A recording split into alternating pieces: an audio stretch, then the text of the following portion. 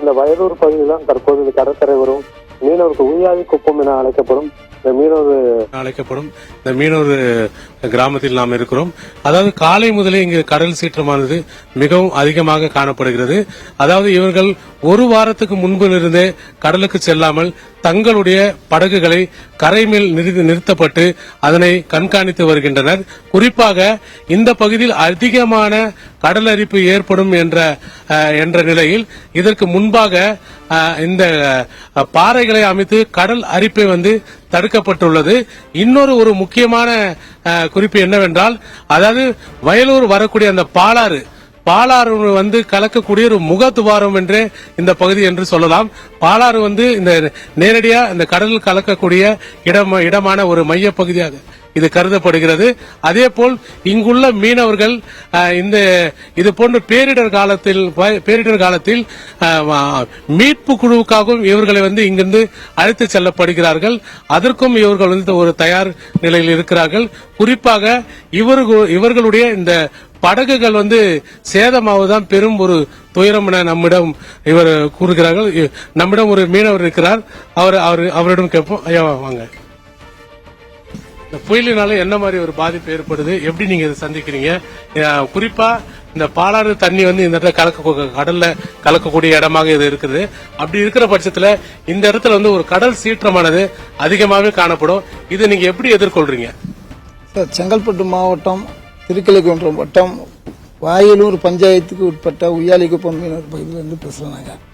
இப்ப பாத்தீங்கன்னா இந்த தண்ணி மழை பெஞ்சாலும் இந்த பாலாறு முகத்தோரத்தை தான் எல்லாமே கடல்ல கலக்கும்.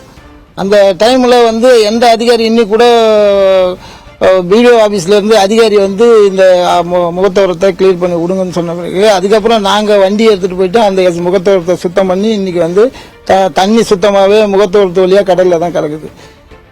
அந்த மாதிரி இருக்குது. இப்போ ஒரு வாரமா நாங்க கடலுக்கு போகல. மீன்வளத்துறை சொல்லி இன்னைக்கு பாத்தீங்கன்னாக்கா நாங்க மீன்வளத்துறை சொல்லி இன்னைக்கு உய்யாலிக்குப்பம், சதுரங்கப்பட்டினம், மெய்யூர் குப்பம், கடலூர் சின்ன குப்பம், கடலூர் பெரிய குப்பம், கடலூர் ஆலிக்குப்பம், அங்காளன் குப்பம், நடுக்குப்பம், இந்த கிராமத்தை சேர்ந்த யாருமே கடலுக்கு போகல. எங்களுடைய வாழ்வாதாரம் இன்னைக்கு ஒரு வாரமா கடலுக்கு போறதுனால எங்களோட வாழ்வாதாரம் பாதிக்கப்பட்டிருக்குது. அதனால முதல்வர் இந்த புயலை கருத்தில் கொண்டு எங்களுக்கு நிவாரணம் ஒதுக்கி தருமாறு கேட்டுக்கொள்கிறோம்.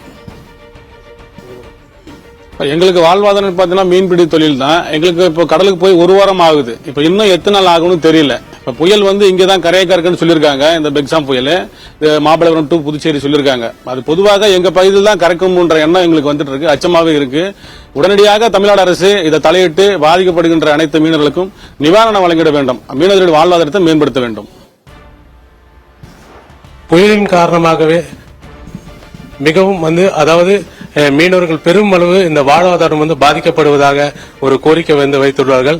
தமிழக அரசு இந்த கோரிக்கை ஏற்று இவர்களுக்கு கிடைக்கக்கூடிய மனோகரன், உங்களுடைய மீனவருடைய அவங்களுடைய கோரிக்கைகள்லாம் நிச்சயமா நாம பார்த்து கொண்டிருக்கோம். நமது தொலைக்காட்சியை பார்த்து கொண்டு அரசு அதிகாரிகளும் நிச்சயமா அதை மனதில் கொள்வார்கள். நமது ஒளிப்பதிவாளரிடம் சொல்லி இந்த பாலாறு கலக்கின்ற முகத்துவார காட்சிகளை மீண்டும் ஒட்டுமொத்தமாக மக்களுக்கு காட்ட வேண்டும். நமது நேயர்களுக்கு பாலாறு எங்கே கிடையாது, டெல்டா, காவிரி டெல்டா பகுதி அனைவரும் பார்த்திருப்பார்கள். பாலாறு கலக்கின்ற இடத்தை பார்ப்பது என்பது அனைவருக்கும் அவ்வளவு அரிதான ஒரு விடயம் என்றுதான் கூற வேண்டும். எனவே அந்த பாலாறு கலக்கின்ற, கடலிலே கலக்கின்ற காட்சிகளை தற்போது நமது ஒளிப்பதிவாளர் சொல்லி அதை காண்பிக்க முடியுமா? நிச்சயமாக தற்போது மழையின் அளவு சற்று குறைந்திருப்பதால் அதை நாம் காணக்கூடிய ஒரு சூழலும் உருவாகியுள்ளது. இந்த பாலாறு முகத்துவாரமானது அந்த பகுதி நேரடியாக கடலில் கலக்கக்கூடிய இடமாகவே இது அமைந்துள்ளது. இந்த நீரினால் இந்த இடம் அரிப்பு ஏற்படக்கூடாது, கடல் நீர் உள்வாங்க கூடாதுன்றதுக்காக இந்த பாறைகள் அமைக்கப்பட்டு கடல் அரிப்பு குறிப்பாக இங்க தடுக்கப்பட்டுள்ளது.